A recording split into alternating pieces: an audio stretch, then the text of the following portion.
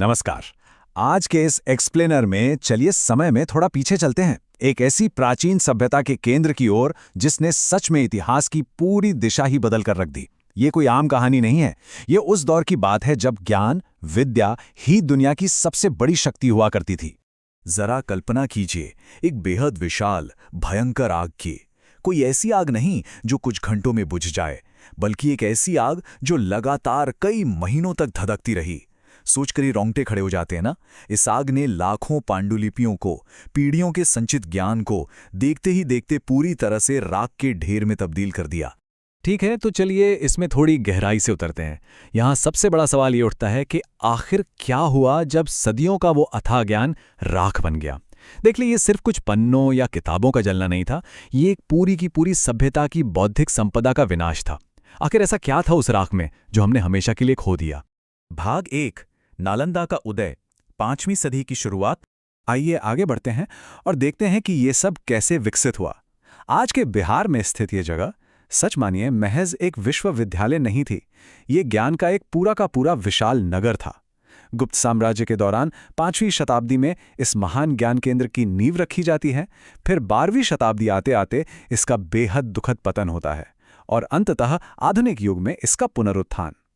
ये सिर्फ पत्थरों और इमारतों का सफर नहीं है, बल्कि मानव इतिहास की एक बहुत ही दिलचस्प वैचारिक यात्रा है।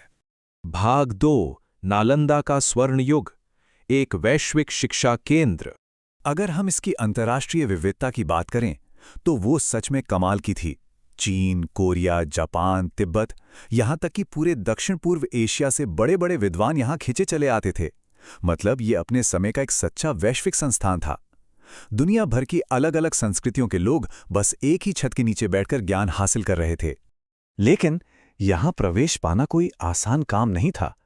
हजारों मील की खतरनाक यात्रा करके आने के बाद भी छात्रों को अंदर जाने के लिए बहुत ही सख्त मौखिक परीक्षाओं से गुजरना पड़ता था।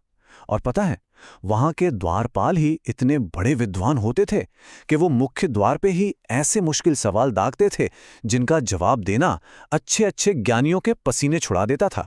खैर, एक बार अगर किसी को प्रवेश मिल गया तो शिक्षा का जो दायरा था वो बिल्कुल असीमित था। ऐसा नहीं है कि वहां सिर्फ बौद्ध धर्म की शिक्षा दी जाती थी, बिल्कुल नहीं। वहां दर्शन शास्त्र, गणित, खगोल विज्ञान, चिकित्सा, व्याकरण और तर्कशास्त्र जैसे विषय बहुत ही गहराई से पढ़ाए जाते थे। ये एक संपूर्ण और आधुनिक दृष्टिकोण था।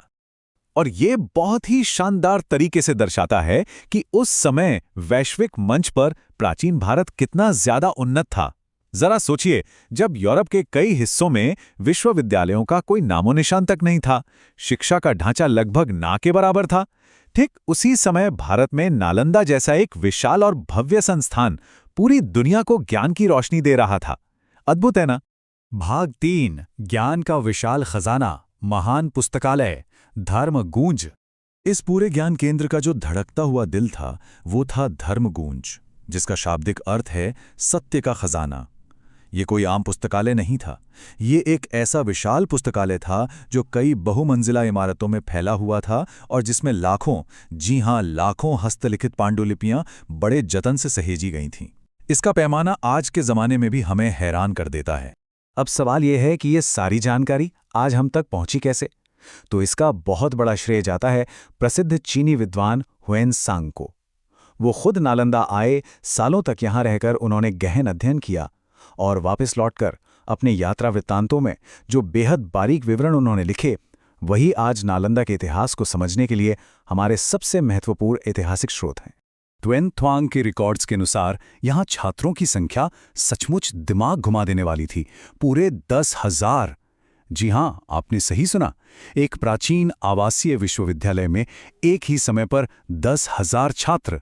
ये आंकड़ा अपने आप में इस संस्थान की विशाल क्षमता की गवाही देता है। और रुकिए, बात यहीं खत्म नहीं होती। इन 10,000 छात्रों का मार्गदर्शन करने के लिए वहां मौजूद थे पूरे 2,000 शिक्षक। मतलब छात्रों और शिक्षक का ये जो अनुपात है, ये सच में बेमिसाल है। उस युग में इतने बड़े पैमाने पर इतने उच्च स्तर की शिक्षा को इतने बेहतरीन तरीके से संभालना, ये अपने आप में एक बहुत बड़ी उपलब्धि थी। भाग 4, विनाश और अमर विरासत, 12वीं सदी का अंधकार। अब हम वापस आते हैं उसी शुरुआती दृश्य पर।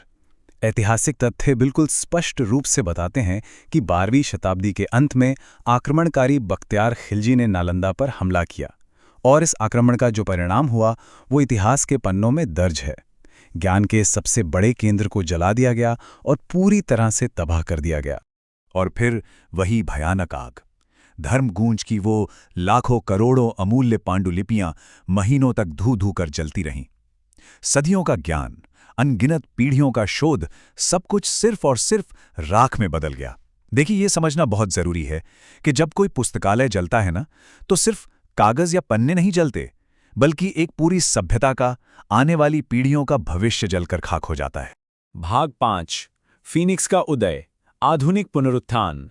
मगर कहते हैं ना कि सच्ची विद्या और सच्चे ज्ञान को कभी भी हमेशा के लिए मिटाया नहीं जा सकता। राख के उस ढेर से अब एक नई उम्मीद जगी है। आज उसी अमर विरासत को फिर से जीवित करने के लिए आधुनिक नालंदा विश्वविद्यालय की स्थापना की गई है। ये सिर्फ ईंट और गारे से बनी कोई नई इमारत नहीं है, बल्कि ये उस प्राचीन ज्ञान परंपरा को पूरे सम्मान के साथ आगे ले जाने का एक सक्रिय प्रयास है, ताकि सदियों पुरानी वो ज्ञान की लौ फिर से रोशन हो सके। इस विश्लेषणात्मक सफर के अंत में ये बात हमेशा याद रखने वाली है, कुछ इमारतें बेशक टूट जाती हैं, लेकिन उनका ज्ञान समय से भी बड़ा हो जाता है। कोई भी सभ्यता महज अपने हथियारों से नहीं, बल्कि अपने ज्ञान से महान बनती है। नालंदा सिर्फ एक खंडर नहीं है, ये मानवता की एक अमर विरासत है। तो ये सब जानने के बाद आज हमारे सामने ये बड़ा सवाल खड़ा होता है कि हम आज अपने दौर के ज्ञान को आने वाली पीढ़ियों के लिए कैसे सहेज रहे हैं। क्या आज का हमारा ज्ञान समय की कसौटी पर खरा उतर पाएगा?